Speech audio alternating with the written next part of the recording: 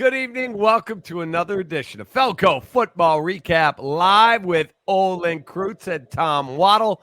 I'm David Kaplan. Gentlemen, great to be with you. Merry Christmas to your families. Happy holidays. Let's get right into our Four Seasons Heating, Air Conditioning, Plumbing, and Electric game breakdown. A tough loss. There's MJ with the crying emoji. Bears lose 20-17.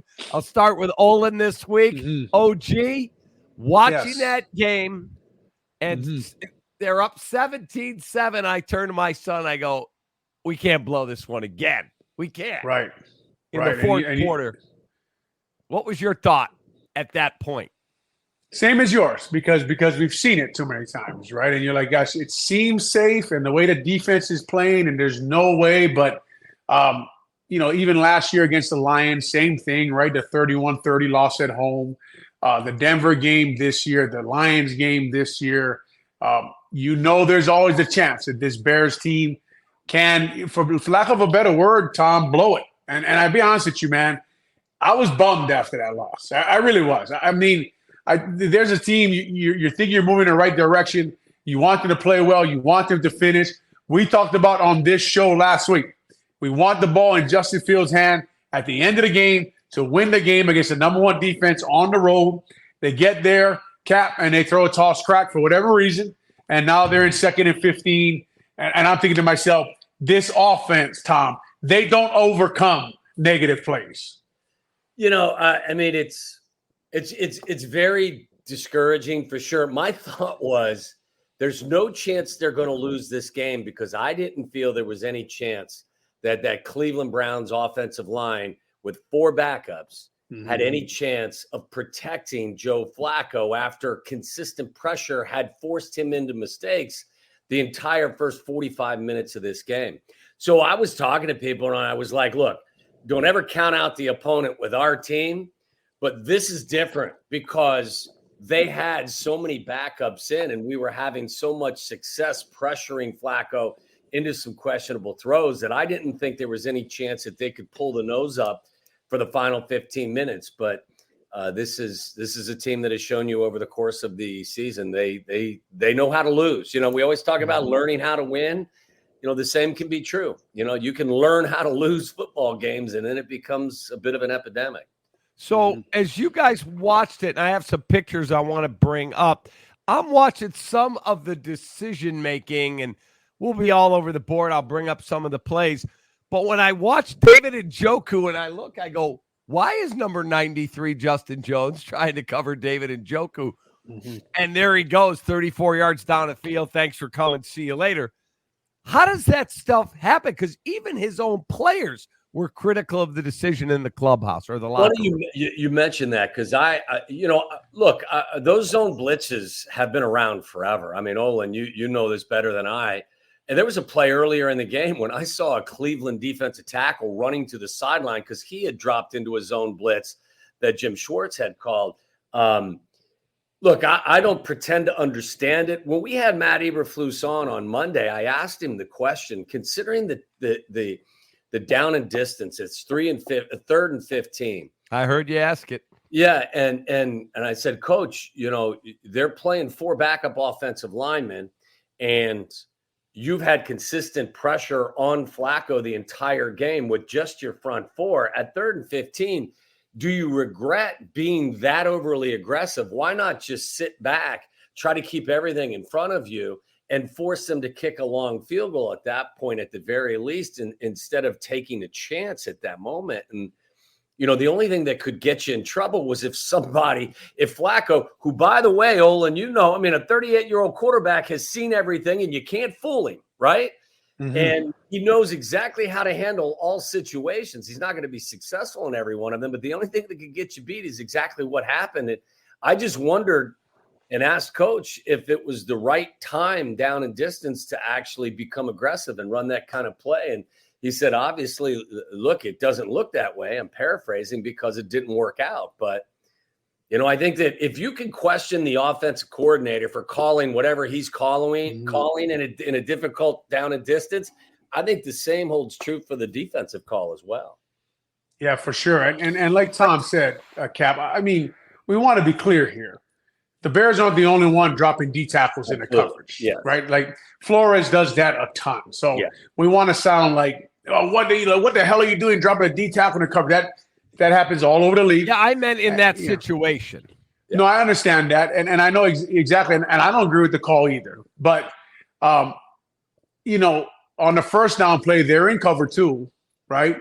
On a touchdown play to Amari Cooper, they're in zone, right? On the touchdown play to the Lions, to Jameson Williams, they're in zone, right? They're in deep zone. So he has, not to his defense, but if you ask why do you call that, he has tried that. Now, what Tom said is totally true. This is a totally different situation, totally different game, and the offensive line is in shambles, right? When Batonio went out, was the first time, like Tom said, I had a thought. Like, there's no way they can win a game without Batonio. Like, who is done? Like, I have to look him up, right, on my scorecard. But, like, there's so much, like, Justin Jones, like, you know, it's like Cole Kmet has to make that block. You can say, Justin Jones, like, are you doing exactly what you're supposed to be doing?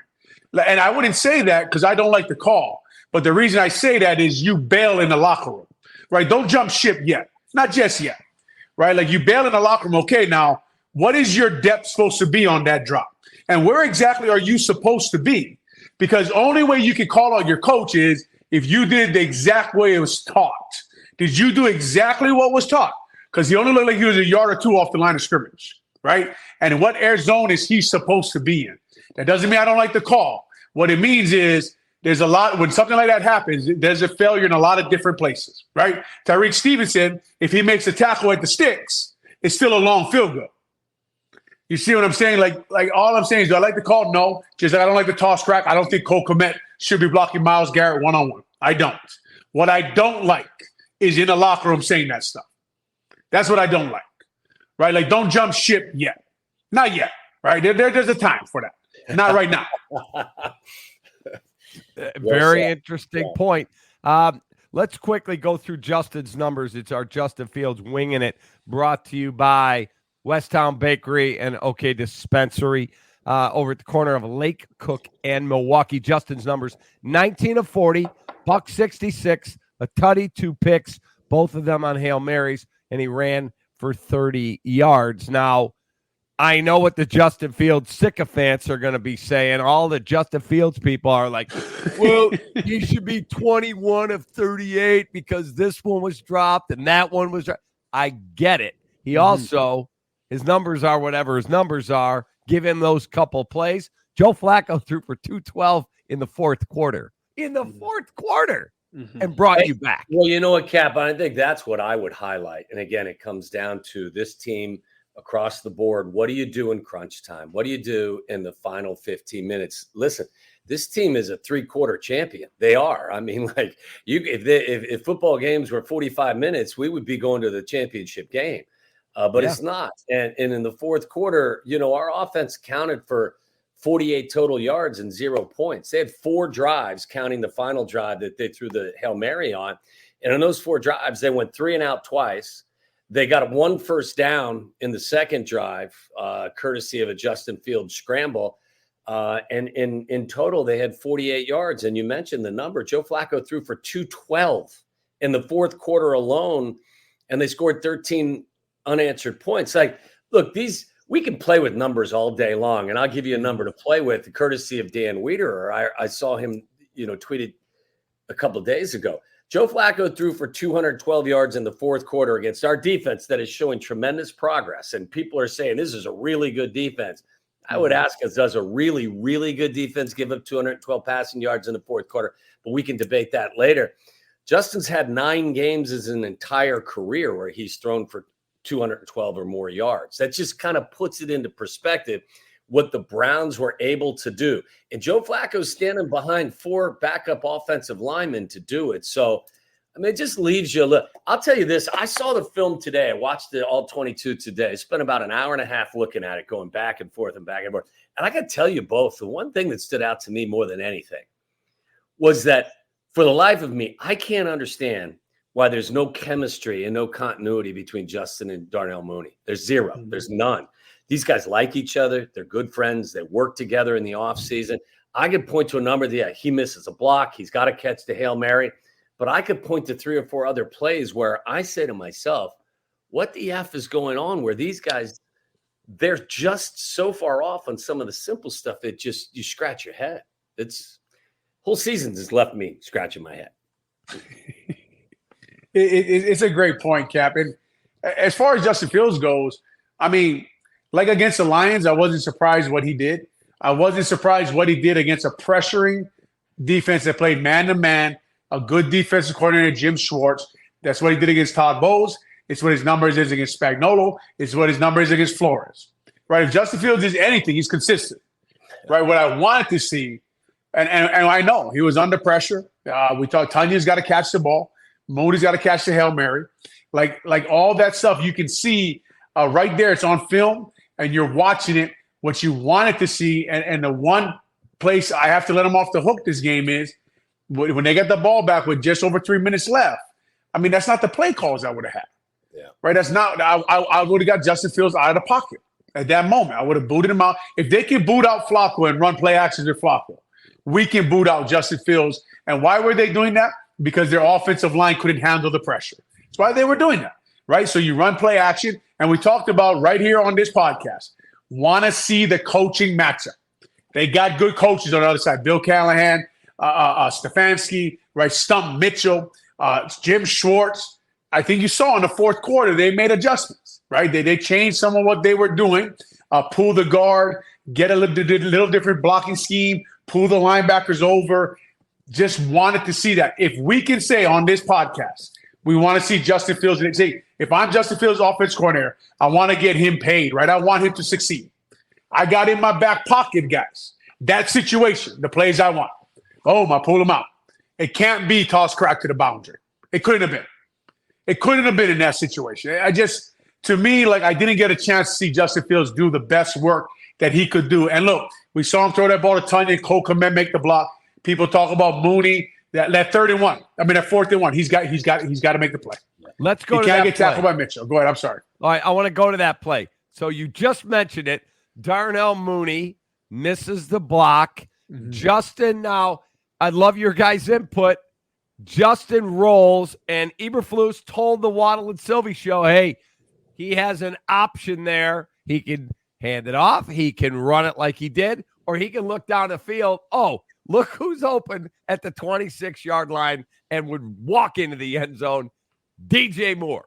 So you guys take me through that play. Mooney being asked to block a lineman or a linebacker, that's a problem.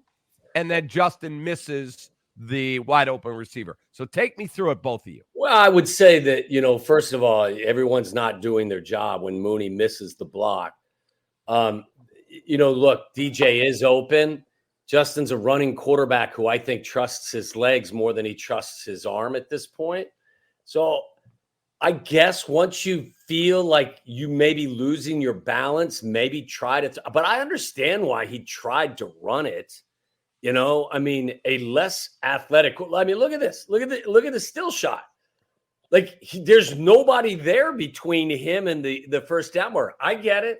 The cornerback's hips are turned the other way. You could also, if he would have thrown the football, I'll buy that as well.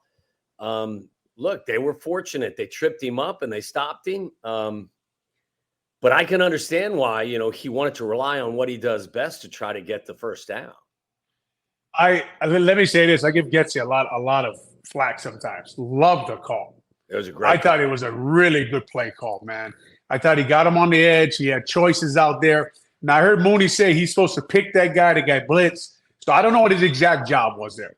The one question I have when I watch that play is whenever I've seen quarterback coaches coach a boot, they come out at 8 yards depth. I thought Justin came out really shallow. He does that a lot. I thought he did. So he came out shallow here on this boot. You can see it. I think he comes out at 6 or 7 yards, and this is just a total guess for all our listeners and everybody watching this show. I think he comes out shallow. I think he comes out with the right depth. I don't think the guy even has a chance to make that play with his athleticism. The fact that he kept it, I've been begging for him to keep the ball and make the play. Yeah. I'm glad he kept it, right? I'm glad he kept the ball. I just wish, man, he would have made that play. That's the play that we have been wanting him to make. That's the call we've been wanting Getsy to call. He is one-on-one, whether he came out shallow or not, whether Mooney makes a block or not. He's one-on-one with the rookie. Olin, we saw play. that. I think that was valid point there. In the Denver game where he got sacked, the ball came out, and the I think Cooper took it in, or one of the Broncos took it in for a touchdown. Mm-hmm. I think we had the same conversation, didn't we, about the depth of the drop? The depth of the boot. Yeah, yes. The depth of the boot. Cooper, I think somebody sacked him. Yes, you're right. Cooper, yeah, Cooper got him. Mm-hmm. I'm with you. Like, I mean, the average person will say, "Oh, well, just throw it to DJ Moore." Well, I mean, I got a quarterback who runs the ball better than any other quarterback in the National Football League. Mm-hmm. I'm not going to fault him for his decision. But I think it's a great point by Olin that, look, this is where details come into the equation, and details are so important from every perspective. It's when people keep always talking about mental toughness, Cap. Yeah. They always talk about it. It is not that day. It's not. It's 2 weeks of practice. If you're letting a player, like I'm just guessing, I don't know, but if Janoko lets him come out shallow in practice, shame on him. Yeah. If they don't stop the play and say, no, run that again and get your depth. Now, I don't know what they told him to do with that ball, but I've seen a lot of football get coached, and I've never seen a quarterback coach a guy to come out at 4 yards. I've never seen it, right? You get away from the edge and you get deep and around. He came out shallow and short and came out fast. Now, they may be coaching at that time with his athleticism. You never know. That's poor. But if they are, shame on them, because that's why he got tackled. You know, I'll give you to that point. I'll give you the two other plays, and I'll reference the ones to Mooney. And the reason why I said earlier, I can't imagine why these guys can't get on the same page. You remember the one where it should have been a pick six? I don't know if it was Newsome or it was Denzel Ward. It was Greg Newsome. So Darnell comes out and runs an arrow route. What do you call it? Whatever you want, pivot route. So he feigns like he's going to run it out, stops, and comes back inside. Well, the cornerback's got outside leverage, right? So what is a quarterback supposed to do? I mean, if you've got a wide receiver running an inside route who's got leverage on the outside corner, he slips a little bit, but he still maintains and runs his route. And Justin throws it not even to his back shoulder. He throws it behind his back shoulder. Like, that's a detail that on that route, you can't do it. And he was fortunate because the ball has to be caught by the cornerback and taken back in. But that's a detail. When you run that route and against that coverage, that ball's got to be on the other side. You got to throw that ball away from the cornerback. And then on the third down, you remember on the final drive of the first half where he runs a hot route and the safety dives in and knocks the ball away, or Darnell has his hands on it, it looked like a slant route, and the safety comes and hits the ball and makes a really good play. If you watch the play on film, I believe they finally ran a slant on a hot route. And what Mooney does, and look, I'm not an electrician. I couldn't tell you how to wire your house, but I could tell you what I need to do on a hot route from a wide receiver inside on a slot. So when he runs it, he sets up the play perfectly. And when he plants and it kind of turns in, he settles, because as a wide receiver, you're never running to get covered. The last thing you want to do is carry your route into the safety who is coming down in a blitz situation to try to catch you.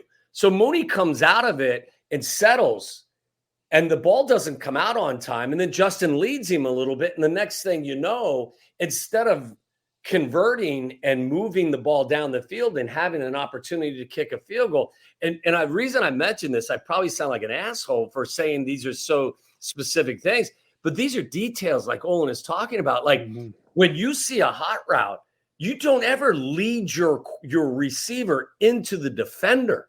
What the receiver's trying to do is he's throttling down his route, and he's expecting that ball on the other side of where the defender's at. And it happened twice, and it happened with Mooney twice. And that's why I said, guys, I mean, again, not to be repetitive, but I don't understand why it keeps happening. But I just wanted to highlight the point as well. Like, these are things you practice every single day. When we see this hot route, and you know you're going to get hots from Schwartz and his defense, make sure that you never throw the ball or the receiver Don't go running, hauling ass at the safety. You throttle down. You give your quarterback a place to drop the ball into. And it's just, these are these little things that instead of kicking the field goal and scoring 3 points, guess what they do? They have to throw a Hail Mary at the end of the half. They get shit out of it. Mm-hmm. Mm-hmm. That's funny. How you win or lose. It's period how you win or lose. Period. So Rob Gronkowski was talking about that exact point that you two have just highlighted. He said, we got to Tampa. I've played with Tom forever. He said this particular route in practice, I'm supposed to run to the 29-yard line and run it out. He said to the 29-yard line. He goes, I ran to the 29 and a half. He said, and Tom threw the ball down. He goes, I got F-bomb in front of the entire team. We run to where I tell you to run because I put the football right at that goddamn 29-yard line. And because you broke it off, it's getting picked off. That's your fault and not mine. He was furious. And he said, attention to detail. That's why the great ones win. Yeah, it's not a mystery. It's just hard to do. It's hard to do it every day. It's hard to do it right. It's even when I coach high school now. I just tell guys, like, you're either right or wrong in football. That's the great thing about football. You're either right or wrong. There's no in between. You either did the right thing on that play or you did the wrong thing. You can get beat. We don't mind you getting beat. Just do the right thing. Let's take a look at a couple of the key drops that we saw in the game. The one to Robert Tonyan, the one to Mooney. That's Mooney in the end zone. Cap, I would say this, though. I mean, look, you got to make that play, especially you're in a contract here. This one's a bigger crime. This is a felony. The other one's a misdemeanor because of the situation. Like, that play was a beautiful call. Everyone that hates Luke Getsy, I would just say, well, on this play, don't hate him because it was beautifully drawn up. It was run well by Tonyan because instead of flattening off his route, he saw there was no safety on top. So he then took the route kind of vertical towards the angle.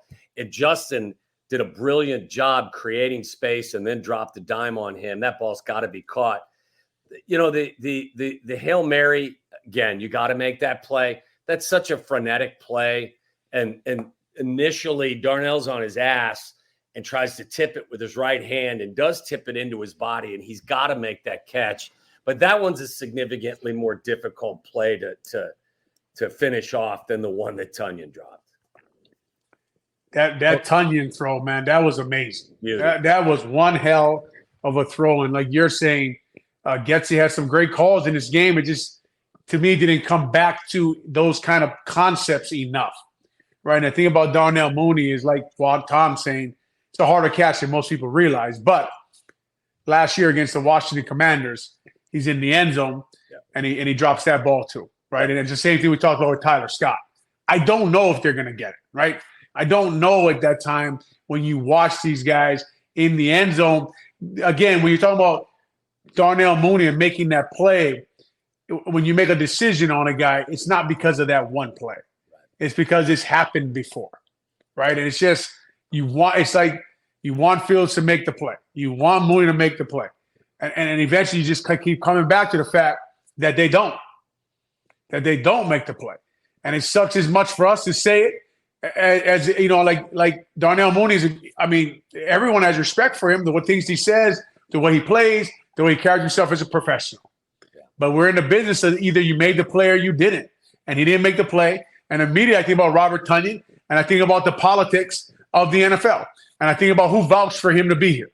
Who went up to Pose's office and said, look, bring this guy in. He's a great pass-catching tight end. Just gets it. Right? So you design a play for your guy. You get him open, and he drops the ball. Right? I wish Tonyan caught as much as you wish.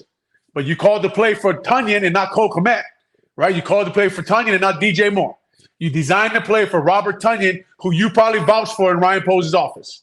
And he dropped the ball in what may be the most important game that these guys have played for everyone there to keep their jobs. It's just not good enough. I mean, the best way that I can describe it, and Olin described it beautifully, is from top to bottom. Like, this is why I've said to whoever will listen, and everyone retreats to their corners and wants to defend their person. When I watch this film, it is shared culpability. It's always somebody that's not doing what they're supposed to do, whether it's Justin and he's got the most responsibility because he's the quarterback, it's your left guard, it's your left tackle, it's your tight end, it's your wide receiver, it's your offensive coordinator. At the end of the day, the body of work tells you that collectively they all need to share the responsibility for not being good enough. And ultimately, this ain't high school. I mean, there will be decisions that have to be made, and they're going to be tough ones. And Cap, I will say this. The defense played amazing. I was disappointed, as you guys can tell, after the game with what came out of the locker room, right? It disappointed me. Because I will say this. If I have the remote in my hand on Monday morning, I'm saying, okay, well, who had Amari Cooper here on this play? Yeah. Right? All the guys who were talking were a part of the Amari Cooper play, right? And I say, okay, like, who had Njoku on 1st and 10 when he gained 31 yards? Remember, he had 65 yards receiving on that last drive. Yeah. He didn't just catch that 34-yard ball. He got the 31. Who had him? Right? I mean, if we're throwing guys under the bus, let's do it. Yeah. If this is what we're doing, let's go ahead and do it. Let me ask you guys this. When you hear Justin Jones come out, hey, man, I just run what they tell me, whatever the call. And the way he said it, it was a complete shot at the defensive coordinator who happens to be the head coach. Or you hear different guys say different things like Olin has referenced. Does the coach say something in that situation privately? Does the leader, the Olin of the locker room, does somebody go over to him? We don't do that here? Or is it indicative of a bigger problem that they are not all in on the coach? I think it's indicative of the fact of how big of a loss that was.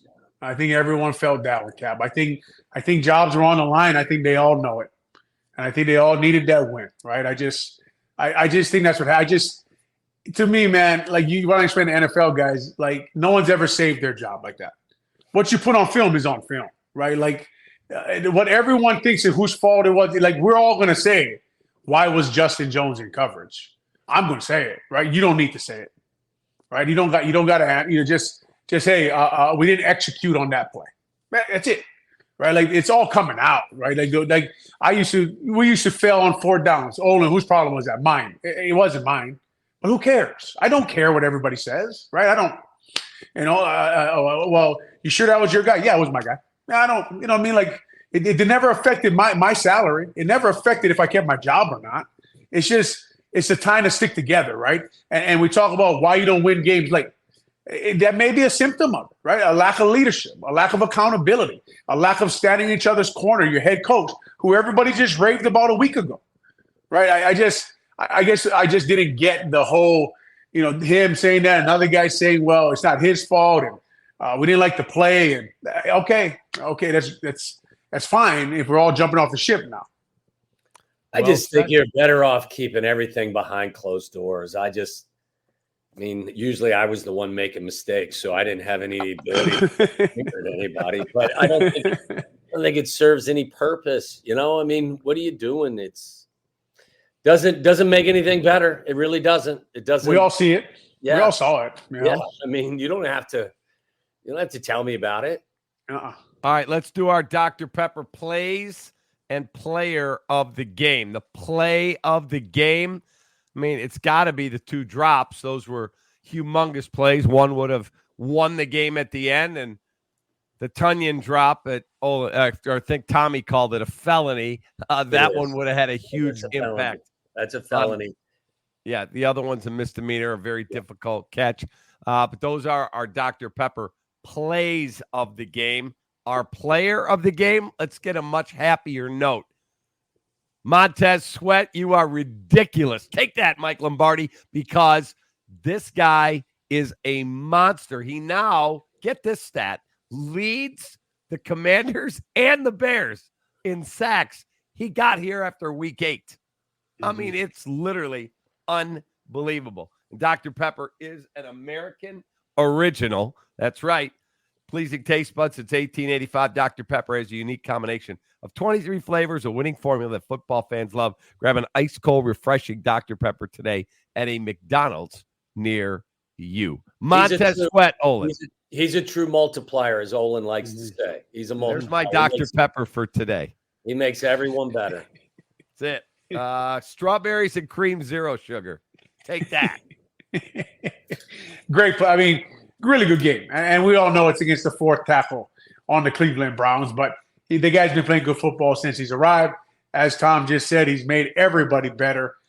Everybody on that defensive line is playing good. And then, I mean, you love to see the dancing, right? They love to see them all getting along out there. I mean, the pick six was awesome.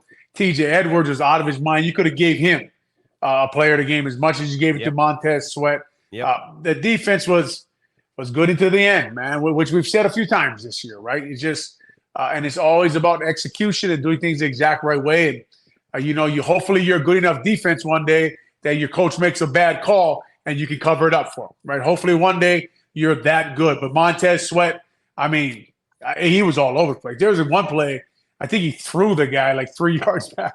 The guy's a monster, man. He really is fun to watch. This is what you expect, guys, too. I'm not breaking any news here, but this is what you expect from guys that you pay $100 million, right? Mm-hmm. Like, we had this conversation on the radio today, and I don't mean to, be put, but like everyone, when we talk about the future of this team, and like, look, I think there's credence to saying, hey, what we do is we just bolster the talent around the quarterback and we ride it that way. Well, that position that guy's supposed to make everyone else better, right? Mm-hmm. Like instead of everyone else making him better. It's like you don't bring in Montez Sweat and give him $100 million and then expect Justin Jones to make him better, right? You expect Montez to be the guy that makes him better. Yeah, like it's backward logic when we get. But he's a true example of somebody that you bring him in. A lot is given, a lot is expected, and he's carrying his load and then others and. What you want from guys you're paying a ton of money to. I remember, Cap, Lovey went and got Julius Peppers, right? And added him to Brian Urlacher and Lance Briggs and Peanut Tillman. And, the defense was stacked, right? Just all over the place. And everybody kept asking me, what's wrong with the offensive line? I said, well, when you go get Julius Peppers, right? But to the point of, they got Tremaine Edmonds, right? They got Montez Sweat. They got TJ Edwards. They drafted all those guys in the secondary. Yeah, the defense is playing well. They really are, right? I mean, I'd like to see the O-line with a $100 million tackle. Yeah, I would like to see it. You know what I mean? Or a TJ Edwards type at tight end. Or running back. I think they're missing a really good scat running back.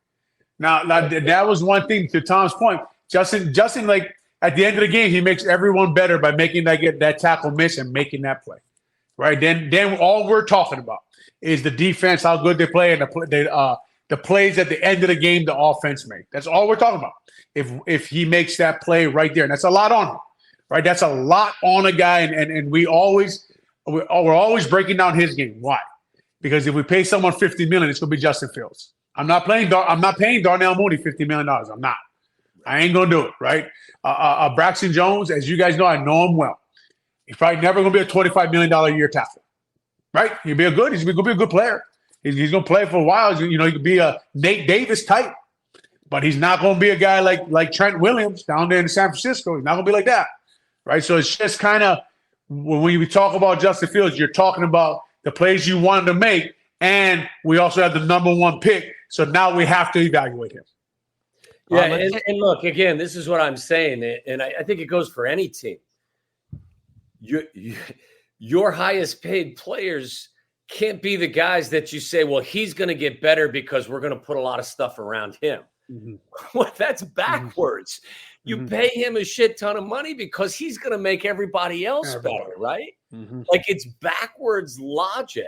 And, it's kind of, a Pollyannish type of look to it, but that's reality. I mean, that's again, too much is given, much is expected. Fair or unfair, that's the nature of the beast in this profession. All right, let's take our break real quick. We'll come back. More to do. We got to preview the upcoming game with the Arizona Cardinals. If you have a question, we do. Wow. We may even make you make a pick for this game. I might do it.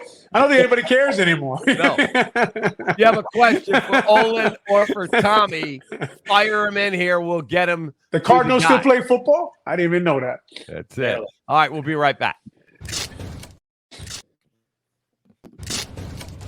Hey, Dad, we're running low. We'll be all right. What is going on here? Insulation? I'm chilly. I can't help you with the decoration, but I can help you replace these windows fast. Right now, buy one window and you'll get one free. Plus, no interest until 2025. And we'll get it done Feldco fast. Buy one window, get one free, and soon. Hurry. Call now. Call 866 for Feldco. Feldco Bears Recap Live is brought to you by Feldco, Chicago's home renewal experts. Call 866-4FELDCO. 4 Seasons Heating, Air Conditioning, Plumbing, and Electric. For all the right reasons, 4 Seasons. Vienna Beef. Go to viennabeef.com and use code CAP23. That's KAP23 at checkout for 15% off your order today. And Dr. Pepper. Grab an ice-cold, refreshing Dr. Pepper today at a McDonald's near you. West Town Bakery in Wheeling at the corner of Lake Cook Road and Milwaukee. Enjoy the best brunch Saturday and Sunday mornings. What's on there? Say hi, wave. Hey, how All right, are say you? hi. Is that Leah? That's Leah. Leah. Hi, Leah. Yeah. That is awesome. By the way, West Town Bakery, it's the holiday time. Nothing like Leah. little cannabis-infused brownies. I was going to offer some to Leah, but not anymore. No, not those. Big Nope, Cat not- would love those. I know that. Big Cat would like a few brownies like that. Yes, absolutely would. All right, so let's get back into this because you mentioned that they're missing a scat back type running back. Are you talking about using a high pick, signing a free agent? Oh no. Mm-mm. I'm just talking about the way you build a team. You know, like you go against what Jim Schwartz likes to do, right? Like he's going to play cover one. He's going to play man. You want a back that absolutely scares linebackers out of the backfield. Somebody you put in the field, and you don't have to leave them in the block the whole time, right? So it's just, just like Mooney, right? If you pick a wide receiver to play with DJ Moore, it would be I'll let Tom put that together, but I'm sure you put a big guy, you build like a basketball team, right? A different kind of football player. I just think this, with everything said about Justin Fields and how I'd like to see him make those plays, and we talked about earlier on, could like what they did last year to the team, and now this year with the team, does he have everything he needs? It's just the little question in my mind, I don't know. I just don't know yet. I do know because you kind of know what he is, but it's just, last year, the way they cut everybody off the team, and he's playing with, Riley Reef and the receiver core they had. And then now this year, it's just I always think about Cap, man, we could have really used a scat back to run some routes on those linebackers in this pass game. And I know Khalil Herbert's hurt. Yeah, and you could tell. And Roshan does some things well, but he's not going to run away from anybody. He's not a quick twitch guy. The guy I always loved, Olin, is the kid that's in Kansas City now. He's been with San Francisco. He was with Minnesota. Jerick McKinnon was one of those guys that you're never going to give him the ball 25 times, but he's going to have 50 catches a year. And if he has to stay in for pass protection, you can rely on him. But when you get him out on the edge, he's really difficult. The kid in Detroit is spectacular with that. Now, they drafted him in the first round. Premier Gibbs. Yeah, I wouldn't do that. That's too high a pick for me for that back. But I agree with Olin 100%. If I was putting together a team, I think there's too many guys on this team that kind of fit into the same category. You know what I mean? I like Cole Kmet. I think he's a good kid. I think he's a valuable guy in your building. I think he's a good inline wide tight end. But if you're going to have him, and I think they added Tunyon to add this element of, but I also want a guy like Hawkinson that can stretch the defense, I mean, somebody that can play pretty much the position like a wide receiver in a tight end's body. And I love the scat backs. I love the guys that can get out on the edge and put the fear of God in your linebackers. And I agree 100%. I'd be looking for one. Oh, and there's a question for you there from Laz. Do you invest long-term in Tevin Jenkins because of his injury history? Would you be leery at all? He's talented. Man, what a great question, right? Because when you watch him play, I mean, when he's out there, this guy plays a lot of times at a Pro Bowl, all-pro type level. And they missed him when he went out. But when he went out, was anybody shocked? Right? I think he was going on I think this is his 9th start in a row maybe this year. Yep. And that's the most in his career in a row. So I don't think you can invest long-term, or if you do, it has to be a team-friendly contract. That's reflective of the fact that he may play 9 or 10 games a year at a high level, but until you do it, I don't know if you can do it. Now, to be completely honest, my 3rd year, I tore both MCLs, right? And the same questions were there about me, right? I remember guys like Tom Thayer asking that question about me when we had Casey Wigman here, who ended up playing 16 years, I think. So people ask those same questions about me that I asked about Tevin, right? But until you prove them wrong, they're valid questions. They really are. You have to go out there and you have to play what is now 17 games. And the NFL, the number one thing is if you want a big contract, it's got to be at a consistent level for a long time. Do you feel the same way, Tommy? Yeah, totally. I mean, look, I 100% honest with you. I don't know jack shit about offensive line play, but I can tell you this: what the one guy I've been very impressed with Darnell Wright, but when Tevin's in there, I think he's fast, he's athletic, he's mean, he's physical, his technique looks good to me. He doesn't get. I mean, again, I defer to Olin, but some guys get over their toes or they get, bat. Like his technique looks good to me. He just looks like one of your best players when he's available. Mm-hmm. Mm-hmm. That's well said. That really is. And he is the type of player that when we talk about the Chicago Bears and their offense, they need that level of play, right? And we talk about a lot about on the offensive line. Everybody says, Olin, who do you want? I say, I want an all-pro. Yeah. That's what I want. I want an all-pro at any position. I'll tell you, Quentin Nelson changes the game in Indianapolis, playing left guard, right? He's the best in the world at it, but he does change the game playing that position because he plays it at a high level.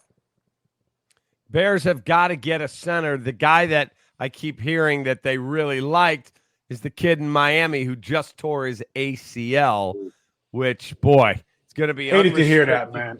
Man, I hated to hear that. It hurt. Like it really, I don't know the guy. I've never met the guy. I probably never will meet the guy unless he ends up in Chicago. But I asked my wife, I said, I feel horrible for that guy. He's busted his ass to get to this moment, and he's the number one guy on the market, really the highest level guy. He's going to get paid, and then he blows his ACL. That really was can you risk?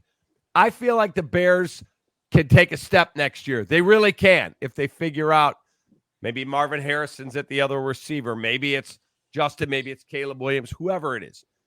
If they trust a rookie center, Olin, is that too big an undertaking on a team that will have some expectation of winning?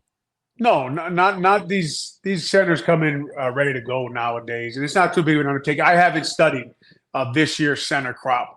And I probably won't because I don't know if any of you guys try to prepare for a draft. But I remember I took Fisheries 101 at Washington. It was more than I bargained for. I promise you that much, okay?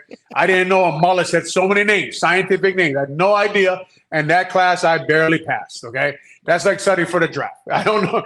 Like there's so much information that you have to go through. I usually look at the offensive lineman, to be honest. I haven't looked at the centers yet. But, Cap, if there is a guy who is a high-level guy that's considered a first-round talent, he can step in immediately and make a difference. That they've got to get that. Now that we are to the point where they're not going to the playoffs, that the best they could finish is 8 and 9. I'm going to ask you guys a question. I think I know how you're going to answer it because I'm a meathead and not a former NFLer. My salary coming out of college was $4,200 a year. That's all I made. Trying to be a basketball. That's more than I got in a signing bonus back in '89. More than that? Yeah, I got $4,000 as a signing bonus when I signed with the Bears in '89. I got 42. Thought I was effing rich too, fellas. Like my wife was, we were dating at the time. We thought we were hit it. That was it, huh? So my That is a great story. Club for $700 a month. It was full of furnished. We were living large. And you were going to the dog track regularly. Well, right. Yes. It was the only meal we could afford is go up to the dog track. If you paid for admission, they got like you 50% off your meal. You bet $10 a race, you ate, you had a good time. It was like you were living, man. The things you learn on this podcast, man, they're amazing. Olin now, listen, it must have worked. We've been married for almost 33 years. Got yourself a good lady, that means. Yes. Right? If the dog track works. Yes. yes. Oh, see, how long have you been with dog races, man? I've been with Wendy since I was 17, so we're high school sweethearts. So I've been, I don't know. I'm not good at math, but since I was 17 years old, I'm 46 now. So pretty good. Tommy, you've been with Carr. You said married 33? 33 years in June. So, 32 and a half. I've got, it'll be 20. No. Yeah. 20 for me and Mindy this year, 28 between two marriages. So there you go. Right. Let's just stick with the 20. Let's go with the 20. And at my second wedding, Waddle, I only had two people speak, my brother and him. Okay. And, all right, it's time for Tom to make his speech. He's at the bar in the pro shop at the golf course drinking. They had to go hunt him down. Exactly where you knew he would be, right? You already knew that. Yeah. If I was gone, you knew where to find me. Right. It's not a mystery. All right. So I do a thing called Question of the Day every day. It's brought to you by Oasis Restoration. Here we go. Do you want the Bears to lose the last three so they protect their draft pick, or would you rather they win those games because it promotes a culture of winning? That's an easy answer for me. I want them to win. My concern is the Carolina pick. Like, as long as Carolina and they've got, who do they got? They got Green Bay, Jacksonville, and then they're at home against Tampa Bay. And all of those teams are playing for something. Like, the Bears pick is less important to me in terms of where it's at than the Carolina pick. And I think this team, regardless of the changes that may be ahead, there's going to be a ton of guys that are on this roster next year that currently are on this roster.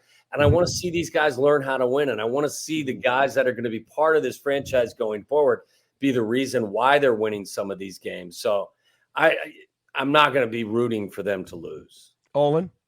Yeah, I mean, you see the logic in the other side of it. But as you said, Cap, I'm a former ball player, and I also see the momentum, winning, learning how to win. This team, they're showing you these guys need to learn how to win, man. They've showed you that in 3 games now. They know how to lose.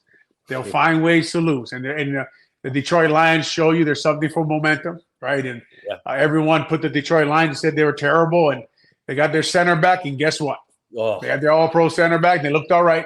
That is so funny, Olin. I don't mean to interrupt, but when I saw that, the first person I thought of was you, because I'm thinking to myself, and you said when the Bears face them, when it's Ragnow, right? When he goes out, then that whole thing kind of falls apart. And they even mentioned during the game, their record when he's available is like crazy. And I mean to interrupt, but I just no, not at all. And then I think they get Gardner Johnson back, and they get Aleem McNeil back at some point. They're D tackle, right? So they're going to be strong down the middle of the field. They'll be interesting to watch. But and the funny thing about Ragnow, guys, is it's a lot like Montez Sweat, right? Yes, he is important when you insert him between 2 good tackles and two good guards. So you got to have other pieces too. But the Chicago Bears, man, there's a young football team. There's something in winning football games. The only change I would say, the only thing I would make is I try a new play caller.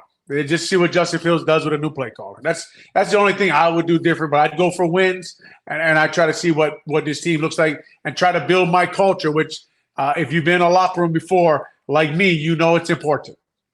So, yeah, I fantasize about whatever they do at quarterback. I think they're moving on and getting, hopefully it's Caleb Williams or whoever they determine to be the best. But I want Marvin Harrison Jr. on the other side of DJ Moore. But again, I wasn't in the locker room with blood, sweat, and tears like you guys were. So I understand both perspectives here. I also think they're probably going to end up changing coaches. And the question is, there's a report tonight that the Chargers are already down the road on trying to get a deal done to bring Jim Harbaugh to work with Justin Herbert. From what I hear, and I talked to some people, it does not sound like the Bears have any interest in him, which surprises me. Surprise you guys? Well, I mean, the Jim was my quarterback, so like I love Jim. You know, I could give you the old TO. He's my quarterback, man. And I think his resume speaks for itself. He's won everywhere. People will talk about, you know, he's got odd habits and how he handles certain things. That's fine. He's a winner. I thought that the Charger job probably was a better fit for him because not only did they fire the coach, they fired the GM. And Ryan's totally secure up at Hallis Hall.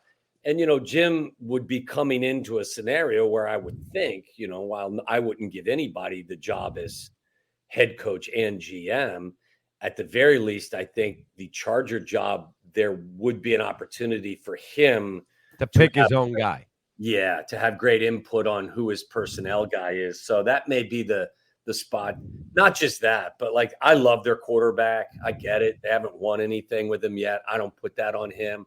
And I think Jim could really do well out there. But I'm with you, Cap. I haven't heard, like I don't have any inside knowledge. I haven't talked to Jim, but it wouldn't shock me if there was some resistance to him. I have no idea what his relationship with Kevin Warren is, the former commissioner of the Big Ten. I have no clue. But yeah, the Chargers sounded to me like for that reason that I mentioned was probably maybe a better spot. Olin, any thoughts on that? Yeah, I mean, to me, it's pretty simple with the Bears. He's too strong of a personality for that building.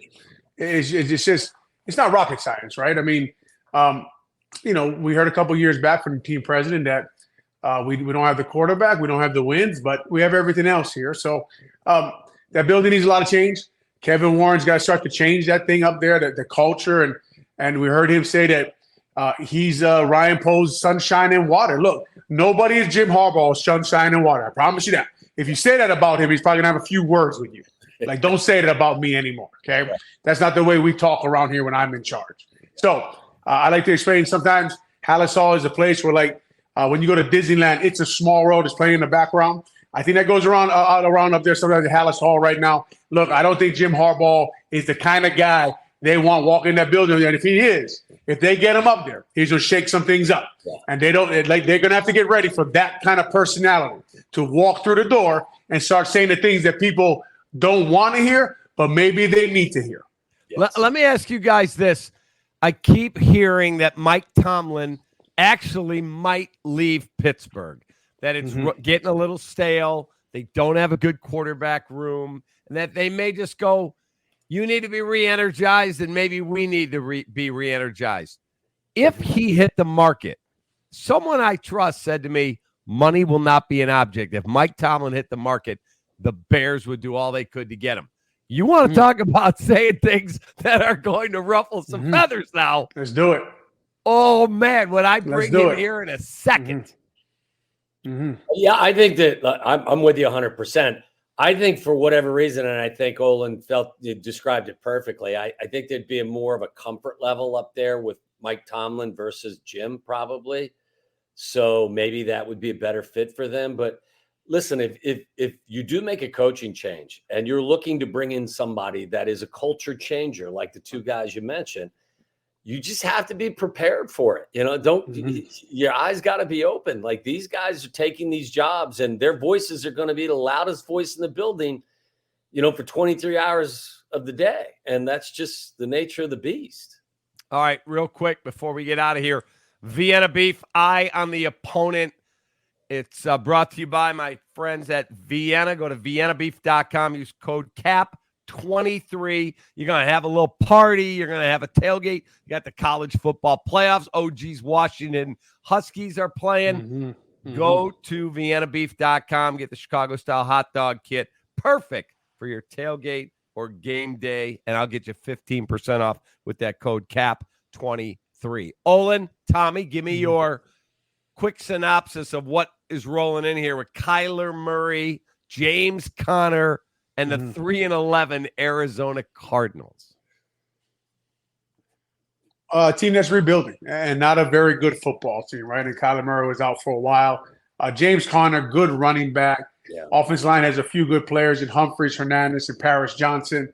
The defense, giving up almost 27 points a game. They do have Budda Baker, another University of Washington product, but not very good, right? This is not a very good football team, a team that I expect when I really look into them and really study them, you're going to pick the Chicago Bears to win this game. Yeah, I agree. I think they're frisky. I mean, I think that they'll make you sweat a little bit, not defensively, but offensively. I like their tight end. They can score points, but they give up a ton. I think statistically in a number of different metrics, they're not very good defensively. I don't know how interested they will be when they come here. This is a team where I wouldn't be shocked if Justin and the offense had one of their better games of the season against this crew. That's what I would expect. They better. And they've got, listen, there's still a ton of, there's statements to be made by a bunch of guys like Justin, Darnell Mooney, like everybody. Like, there's no reason to throw in the towel at this point. There are still a lot of things that guys need to prove going forward. All right, I'll get Tommy's predicted score. Olin, your keys to the game. Give me 2. Well, you got to slow down James Conner, obviously, who I think is a very good football player. Keep Kyler Murray in the pocket. That mush rush you see. Our defense has been dominant. I think with the weather, with the way they've been playing, the Cardinals coming on the road, I think that the defense is the key because, like you guys talked about, their defense is not very good, and our offense, I think, will score points. And I think our defense will probably overwhelm them. So we'll go back to the defensive front and getting after the young tackles. On the right side, Montez Sweat versus Paris Johnson Jr. and just dominate the game like they did last week. Now, finish. Tommy? And I would say petition the league to make the game for 3 quarters instead of 4. Because if this team could play 3 quarters instead of 4, you may be a champion. I mean, seriously, finish. 4th quarter. That's all I want to see. I want to see how you guys finish a game. Prove to us that, you've got the ability to do this. Predicted score, Tommy? I'll say 27-23 Bears. Wow, closer than I would have thought. I'm thinking 31-17, Bears double digits. When was the last time they did that to anyone? Maybe, Detroit, but they match up. Right. That's it's just always like there's so many young guys that the game's still interesting, right? Yeah. The Javon Dexter, for guys like us who follow this team, right? But Javon Dexter, Zach, Pickens inside, Jalen Johnson, can he get the interception? Can he make his money? Tyreek Steele, it's still with how young this football team is. Yeah. Still very interesting to watch them, watch Justin Fields, watch Can Darnell Mooney make the play? Can Darnell Wright still play well? Can Braxton Jones have a bounce back game? They're still an interesting team to watch. The last thing I'll say real quick is let's see them make sure they don't let go of the rope. Like you said, there's a lot of guys out there that still have a lot to play for. Let's see you finish strong. Don't send it in. You know what I mean? Don't pack it in. You got 3 games left. Come out here and play with the same energy that you played the last 3 weeks with. All right, last thing. Like you tell young guys, Tom, right? Like people are watching right now. Yes. The decision makers are watching. Who just loves preparing, playing football. Go out there, put yourself on film. Sorry, Cap. Last thing, our question of the day. It's brought to you by Oasis Restoration. They'll clean up the mess so you don't have to. Find them at oasisrestorationco.com. It is, do you, the fan, want the Bears to lose out to get as high a draft pick as they can, along with, obviously, Carolina's pick, and then maybe Marvin Harrison is the second guy you get. Ohio State's offering Marvin Harrison $20 million to stay. That is unbelievable. Right? But not Are shocking. they really? Is that serious? It's a rumor. I don't know. Oh, I figure we got to be interesting somehow on this podcast right now. Good call. Post your comments right down below here on YouTube. I'll pick the best one. You win dinner at Lou Malnati's, and I'm giving away a 75-inch Samsung TV on Friday from Apt Electronics. So Have a great holiday, gentlemen. Yeah, And Merry Christmas, happy holidays, fellas. it's a Merry blessing Christmas, to get guys. to work with you two guys each and every week. Merry Christmas to your families. Thank you, buddy. Merry Christmas, guys. Take care. Hey, Dad, we're running low. We'll be all right. What is going on here? Insulation? I'm chilly. I can't help you with a decoration, but I can help you replace these windows fast. Right now, buy one window and you'll get one free. Plus, no interest until 2025. And we'll get it done Feldco fast. Buy one window, get one free, and soon. Hurry. Call now. Call 866 for Feldco. Feldco Bears Recap Live is brought to you by Feldco, Chicago's home renewal experts. Call 866-4FELDCO. Four Seasons Heating, Air Conditioning, Plumbing, and Electric. For all the right reasons, Four Seasons. Vienna Beef. Go to viennabeef.com and use code CAP23. That's KAP23 at checkout for 15% off your order today. And Dr. Pepper. Grab an ice-cold, refreshing Dr. Pepper today at a McDonald's near you. Westtown Bakery in Wheeling at the corner of Lake Cook Road and Milwaukee. Enjoy the best brunch Saturday and Sunday mornings.